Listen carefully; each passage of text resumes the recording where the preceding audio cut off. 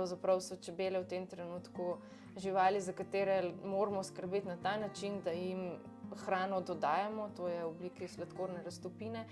Enostavno moraš biti vsak dan pri čebelah, zato da jim dodaš čist liter sladkorne raztopine, zato da one sploh preživijo, drugače bi od lakote umrle. In se je že v tej sezoni zgodilo kar nekaj čebelarjev, da tega niso vzeli tako zelo resno in čebel niso krmili in so že ostali brez čebeljih družin.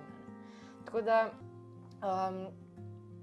klimatske spremembe so za čebele res nekaj katastrofalnega, ne? Saj je za vso naravo, saj je za vsako vrsto kmetijstva, ne? Ampak čebele so tiste, ki v resnici nam dajejo hrano. 1/3 hrane je odvisna od opraševanja čebel. Ne samo to, da mi zdaj ne bomo imeli medu, ampak medtem ko one ne nabirajo medičine na medovitih rastlinah, hkrati tudi ne oprašujejo rastline, od katerih smo potem mi odvisni v smislu prehrane, ne?